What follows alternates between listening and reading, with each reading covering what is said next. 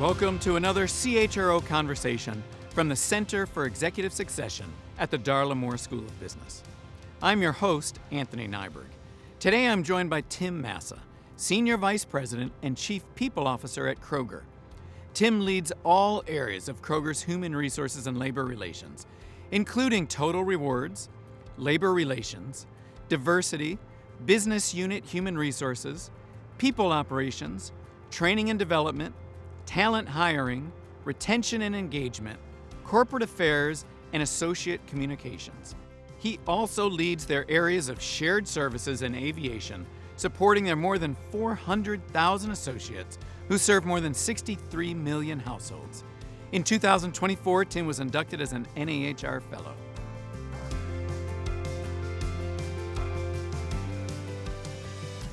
Hey, Tim, it is truly sensational to have you on campus, so thank you very much. Thank you, Anthony. It's a real honor to be here and to be on campus. It's very exciting to be here today.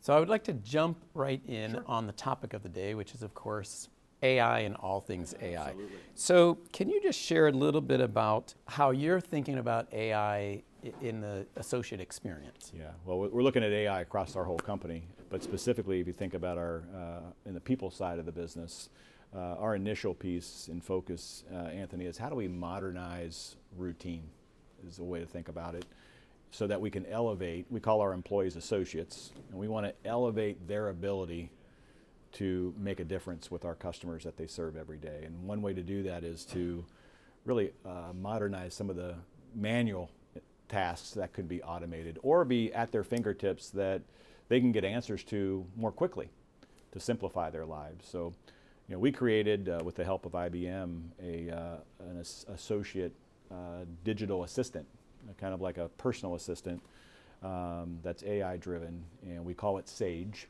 And then we're in the food business, so Sage is an herb, but it also means wise. And our associates named it. So I always find if you get the stakeholders to really pull for it and help shape it, you get better adoption. 409,000 associates in our stores across 35 states, Anthony, and I think one of the things we try to do is, in simplifying their lives, it's some basic HR questions. They can ask Sage for what's our vacation policy, what's our dress code policy, what's the hours of operation, whatever the issue may be that are just, you can get an answer for, but it's kind of taking the employee handbook and digitizing it.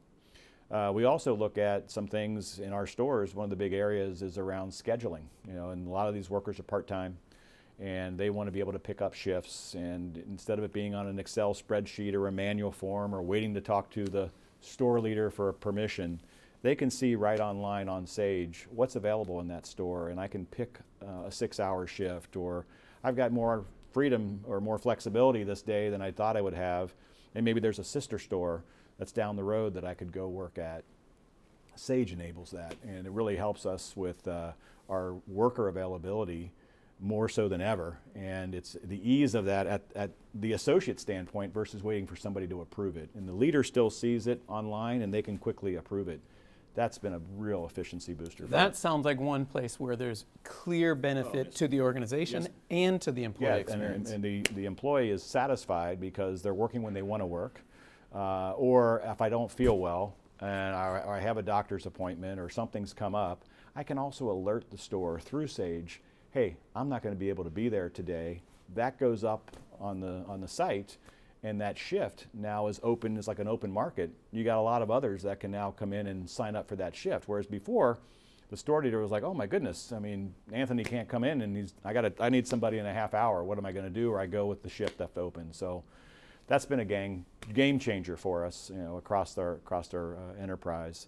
Then we're also looking at things like tracking attendance. So instead of, you know, coming in with the time clock, et cetera, it's back to I have a document. It's all, again, user friendly of knowing attendance tracking and things, and a much more contemporary adult to adult deal versus it being punitive. So we've used it for that as well. And then there is some first line, we're just getting into this. If I'm a leader of others and I'm having, how do I handle a difficult situation, or can I get some coaching? You know, on their handheld, on their iPad, or even on the monitor that we use at the cashier station, I can look up some situational role plays and learn From best-in-class quick video, 2-minute, 3-minute videos, I can get some insights on how to maybe calm myself down, de-escalate a situation, and then before I raise it with somebody, to try to give me some learnings that I could reapply.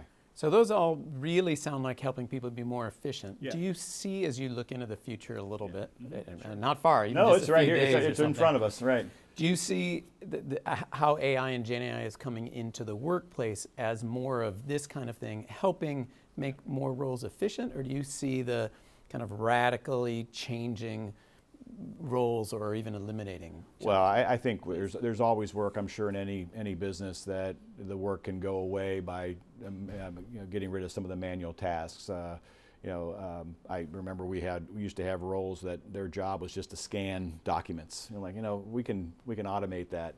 Yet we can use that individual to do other things. So I look at it more as an enhancer.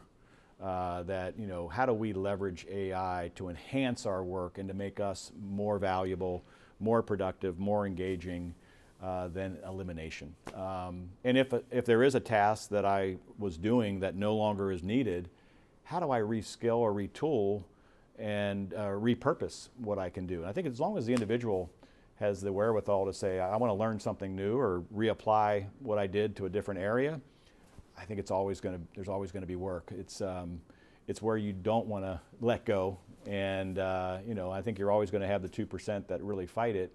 I think this is a time where continuous learning is probably ever more important, and I think AI will help us with that. And I think even though it is not, maybe the food services isn't necessarily the first place we would think about high-tech advancement, but Kroger's been well known for being out in the forefront of AI. Yeah. Do you have some suggestions for where you think organizations really need to be out really pushing this far ahead?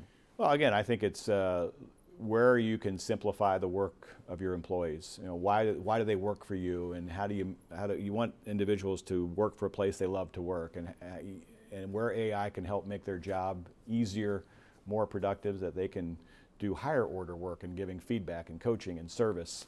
I think those are the places you want to start. And when you're not able to do what you want to do because you're working on some task that could be automated or streamlined, that's the areas I would center on first to enrich your work. Are there really major places that you personally are thinking, really thinking about deeply about where AI should be in the HR space? Yeah, I think one of the pieces that we're really trying to drive, Anthony, is we're calling it a AI driver's license. So we're trying to give everybody a driver's license. And that means we have to be very intentional that we have to teach what's the benefits of AI. We can't assume, I don't think it's like an iPhone where we just give everybody, you'll figure it out. I think we need to be very responsible and intentional of where do we want to use it, where does it not replace a high-touch experience that create and needs eye-to-eye contact and human engagement, but something that can support it or enable it to have a better experience, I think is an area we need to be mindful of. I'm concerned about privacy and ensuring that what's coming across is genuine, that we're starting to do a little bit with AI on our annual engagement survey. We get about an 80% participation rate of 400,000 people. It's a pretty good return, and we have a lot of open-ended questions, comments that we try to sift through on, okay, what's the flavor of that 3 or 4 on a scale of 1 to 5? What did he or she really mean?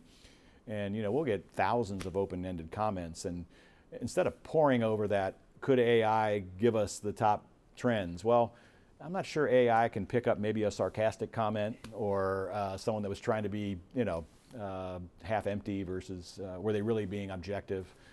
So ensuring that we have an oversight of the things like that truly reflect what is the intent of what our associates are saying and really means the hearts and minds. How do you balance that with some efficiencies that can be gained to give us some of those insights so we can act quicker? And I think that's the one piece, is how can we make faster decisions that best support what the areas of concern are that we're trying to address. Now, over the last couple of years, Kroger's certainly been at the center of a lot of lot going on. Interesting times, Yes. as they say. How do you function as a business leader at a time when, now even tariffs may be changing every day, which affects your costs of everything, Right. and in this uncertainty is really what I'm getting at. How do How do you manage day to day? Well, I think a key capability is how do you lead in uncertain times. And I think the best way to do that is to always communicate and re-communicate your strategy and what your purpose is. And we went through a failed merger where we thought we were going to get much bigger than we are. Which I think as a result of that, we took our eye off our core business. And our core business is our 2,700 stores and serving 15 million customers a day. So we get up each day to ensure that our stores are open for our associates, our associates can serve our customers, and that we're really here to support the front line. And when you really communicate back to helping every associate understand how they connect to that versus doing something that's maybe a shiny object that sounded great but really wasn't connected, I think that helps deal with the uncertainty and ambiguity that's out there. Also, being grounded on our values. We've had a set of values. We've been around for 142 years, but I would say over the last 50 years, we've had a set of values that haven't changed.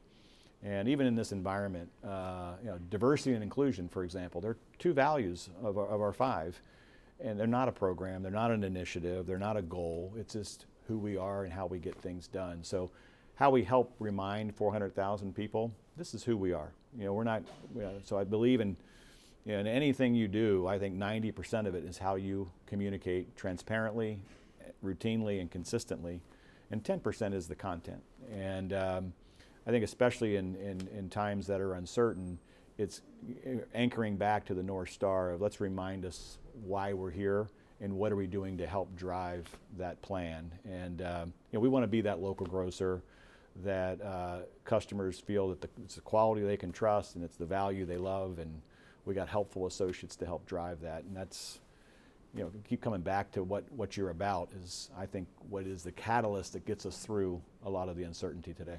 And how do you really build and maintain trust with associates and the culture overall, particularly when you're going for that, we want to be the local, and you have a bunch of different brands. Absolutely. How do you maintain that across all 2,800 stores? Well, I think you want to have a framework, but we don't want to have 21 different varieties of how to onboard or how to go to market. But at the same time, you want to be able to have them be able to flip the dial locally to what's good in Charlotte may not be the same in Atlanta or the same in California or Alaska. So it's knowing your customer base, and I think importantly listening for understanding on what your associates and your customers are saying, and how within that framework of what our strategy is, how are we bringing that to life?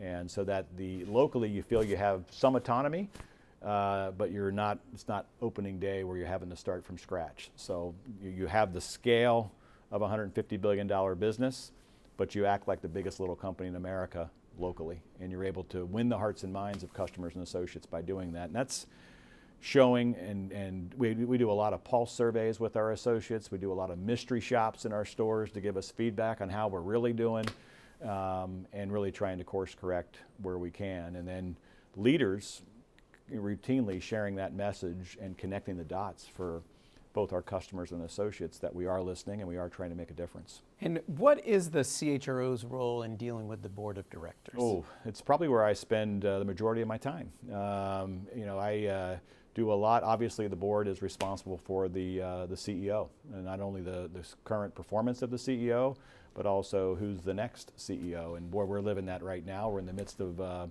looking for our next CEO. It's the first time we're going to go outside.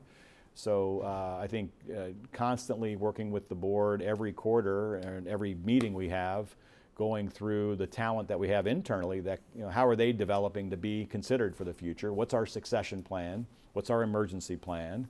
And this is the first time in my history with Kroger for 15 years where we're really looking outside for a candidate. So balancing external, and that's a whole piece around cultural fit and being able to lead and create followership. I did a lot of work with the board on what's the profile of the next CEO. Every board member, including our current CEO, would have input to that, and how does that profile be the guide that we're benchmarking our existing talent that could be considered in the future, as well as the external ones. So do a lot in that space. The other big area is obviously executive compensation, and working with our compensation provider and our committee on what is our pay philosophy, what's our comp strategy, how are we adjusting that. long-term equity-based versus short-term based, and ensuring that the metrics are understandable, that they're helping drive our business. Those are obviously key areas that we deal with a lot with the board. Importantly, our ethics and our values in today's environment. What's our social responsibility? How are we dealing with behaviors that don't match who we are, and are we dealing with them swiftly and effectively and keeping the board involved? And the other big area for me, Anthony, with the board is, 65% of my workforce is under a union contract. So the labor environment, Teamsters, local unions, in today's environment, they're very interested in, how are we navigating our labor strategy to support our business. So you think about labor, ongoing future talent that leads to the CEO succession. How is the management team, the officer team, the named executive officers especially, how are we developing them both internally and where we need to bring in outside? And I think the other big area is we try to expose our board to our future talent, and we'll go to markets and take the board, not just to our headquarters in Cincinnati, but get them out in the field and see other markets and how we operate and how leaders operate. Management drives the business, but the board, how do we leverage their expertise and their insights to help us look around the corner? They were especially beneficial to us through the whole merger work. I think mergers and acquisitions and really challenging us on have we thought about all the areas, or their experience helping us look around the corner on how we grow and growth. Right. Just like to drill down into the CEO succession, because of sure. course at CES that's a big that's your thing role, for us. right? Yeah. Can you share a little bit more about the role profile? Yeah. And let's start with what's the importance of helping that board get to a role profile? I think it's important because it takes the emotion out of the search, because everybody may have a personal bias or interest in what they think is needed. But I think collectively agreeing on the business you're in, what's the type of leadership we need that's going to help drive our growth over the next 5-10 years. We had a profile that was heavily skewed toward a merged company of a $200 billion business versus a $150 billion business, and we were going to be in 50 states instead of 35. So when that failed, and we then had to quickly revisit the profile to make sure that it reflected our current state and where still wanted to grow, but it was a little more, wasn't as tangible as it was before when we were looking at the merger. So it is a constant document where it's getting input from everybody, and we had a third-party national search firm, Egon Zehnder, help facilitate with every board member on individual interviews. I sat in as the HR officer on every one of those interviews and was able to hear what every board member said, and then helped Egon in really crafting that profile, and then back and forth making sure that does this reflect what we all agree to. It's made it that much more enabling, Anthony, as now we're looking at candidates to say, someone would say, well, you have to have somebody from retail to be the next CEO. And we're like, well, the profile said we actually were open to people outside of retail. We were looking more for followership or strategy or connecting others. And isn't that true? Oh yeah, you're right. Well, then it doesn't necessarily have to be this certain type of profile, this certain type of candidate.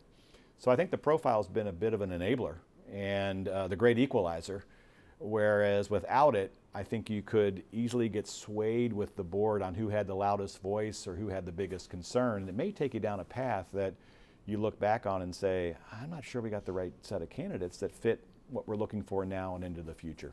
And can you share a little bit about what the value is of having the CHRO as part of those individual one-on-one conversations to develop that role profile? I think one of the roles you have as a CHRO is, just like you do in the company, you represent the associate and the leader. In the role with the board, you represent management, and you're also giving input to the board. So the board's looking to you as a key. I happen to be a named executive officer as well, so you're representing the management company, you're representing your partnership with your current CEO, and you're trying to, and the culture. I think, I look at our role, two of the key things I think we do in HR is we're a trusted advisor and coach, and we're also the driver of the culture and purpose. So especially when you're looking not only at the internal talent you're trying to take to the next level, but especially external, do we think there will be a cultural fit?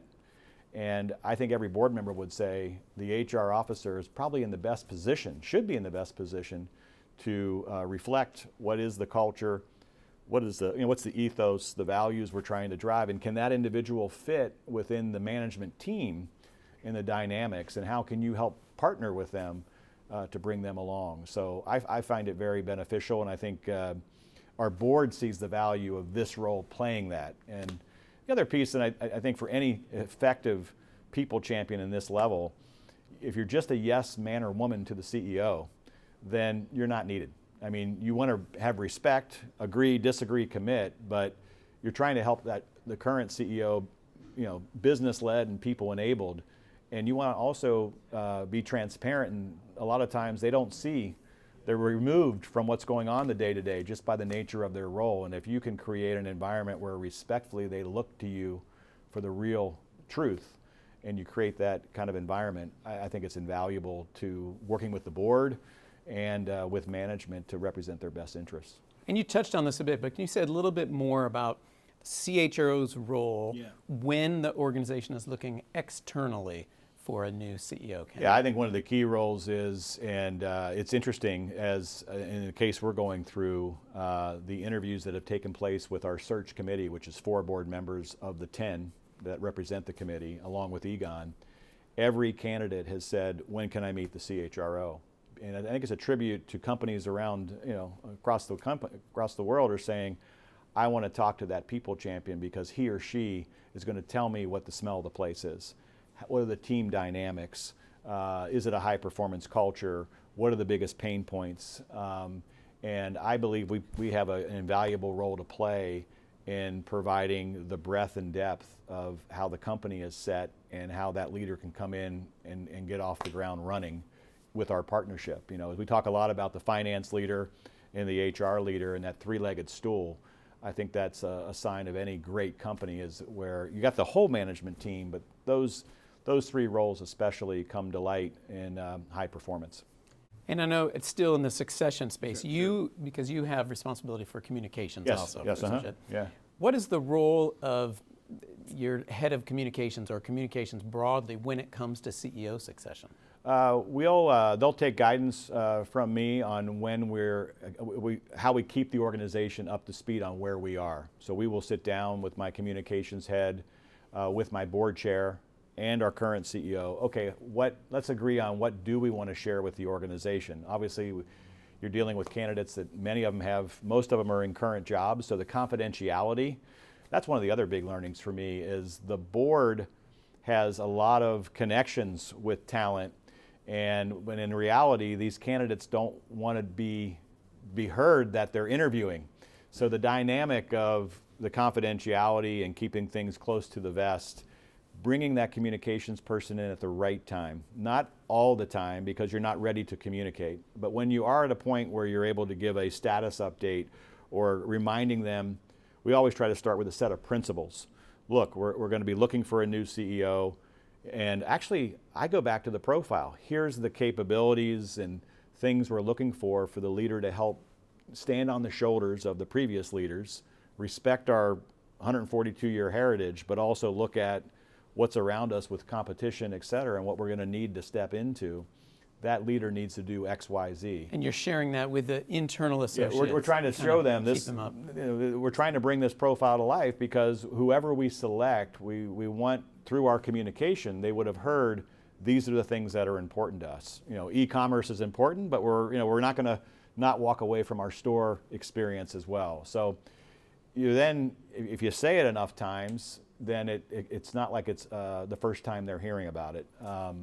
So we'll use communications in a very targeted way more about the process and less about who are the candidates, especially with the being respectful of the confidentiality from an external standpoint. But once we're ready, really that communications is the secret sauce to preparing the brief, their background, and actually helping share the authentic, genuine story about that individual and why we believe they're such a great fit for our company and to carry us forward. So we'll use comms in different ways based upon where we are in the process. Right now, it's more about being clear on where we are in the process without it being a distraction. We know people want to know, but know that it takes time, and we're not on top of it. And you mentioned that part of your job, of course, is to be the trusted advisor, coach to the executive leadership team. Is that more of a formal role, informal? How do you see your role I there? think when you start the role, you kind of think, okay, that's my job. I'm going to make it more intentional and deliberate. And Anthony, you and I are going to have a coaching session. I think as you get more comfortable into the role and as you spend more time in the role, this is my 12th year in the role now, and the things have been added. I think it becomes more informal and just more natural. And I think you build a respect for each of my colleagues. Every one of them are motivated differently. Some need a lot of positive reinforcement. Some are, I'm good, you good, but they know if there's a problem, they're going to be at my doorstep or on my phone or at a meal with me to walk through something. But trying to meet each person where they're at, and then trying to keep my CEO up to speed. You're not on a witch hunt, and you're not trying to call out. You're trying to say, hey, I think the way that meeting just happened, you may want to circle back with Mary. I think she kind of may have taken it a different way, or I know your intent was right, but so it's a little bit of real-time coaching where it's needed versus you also want to respect the confidence, and either through other executive coaches or motivating Mary maybe to think about, hey, I think you may have read that wrong. And I think was what he was really trying to say. Or in your next one-on-one, let's think about how you could bring that up in a way just for clarification. So I do a lot of role playing with them as they're getting ready for presentations, as they're wanting to talk about a sensitive topic with the CEO. A lot of times I'll be the sounding board to say, how's this sound? What do you think? I had a previous leader that he just was never a morning person. So I always said if he had bad news, hit him after 4 o'clock. Don't hit him before 8, you'll get a whole different reaction. And that was just through years of working with him that I knew that was a characteristic. So I think it's a little more informal now that I've been in the role. But I think even if you're early on into the role, they're your colleague, but you're also on you're one team. That is your team. You may have your HR team as your leadership team, but your real team is your officer team or your senior team. And I think having one-on-ones with each of them to say, I'm your colleague, but I am your partner and coach, and I can help be a sounding board. And I think if you set that up, more than not, you're going to get a lot of reception. Is that how you develop the trust with the rest of that executive leadership team, including the CEO, such that they will call you when they have an issue? Yeah, I think also a way I've done it when I came in from the outside 15 years ago from P&G, and I was very overt, and I wanted to learn the business. I didn't grow up in stores.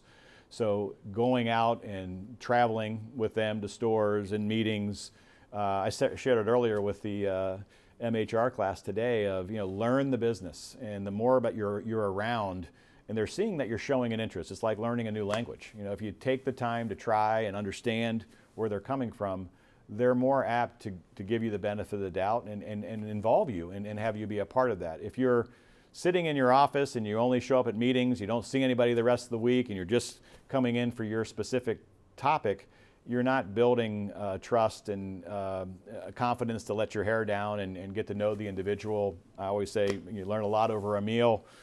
You don't have to be best friends, but you do need to take time to really understand where they're coming from and what their interests are. And also to help be that equalizer on, is their aspirations match reality? And I think that's again where you're working with board members to get exposure to them. The CEO to help coach. Again, how are you helping leaders coach? And then also pushing on my colleagues to say, well, if you want to do this, it's probably you're going to have to do X, Y, and Z, and have you done that, and have you invested in yourself? So I think it's a combination of those things, but at the end of the day, in this role, you have to be about others. You have to be about enabling others. It's not about you. And I think if it's about you, you're not going to be an effective coach in running a high-performance team. And then for the kind of last question here, what do you think of as success for a CHRO when you look around like, that's what we ought to be doing? Well, I believe that any individual, whether it's an hourly associate or it's your CFO, that when you're not in the room, they're both saying that the CHRO really embodies what the values of the company are, that they listen for understanding. We may agree, disagree, but they commit to what we're driving. And I think if if you're in a role where you're creating that kind of environment and also helping develop your team to be that trusted advisor and coach, I think you've hit a home run, that you're somebody that is sought after versus an afterthought. And if you're in the room and part of the solution, I think that's a successful ingredient of being a great people champion. All right, but Tim, again, I love learning from you, and I know likewise. Our students loved having you down here, so thank you very much. Thank you very Appreciate much. it. Thanks a lot, Anthony. Thank you for joining this CHRO conversation with Kroger's Tim Massa. Today, we unpacked the role of trust in driving organizational success, and we also considered how AI is changing the way businesses function. On behalf of the University of South Carolina's Master of Human Resources program and the Center for Executive Succession, thank you for joining us.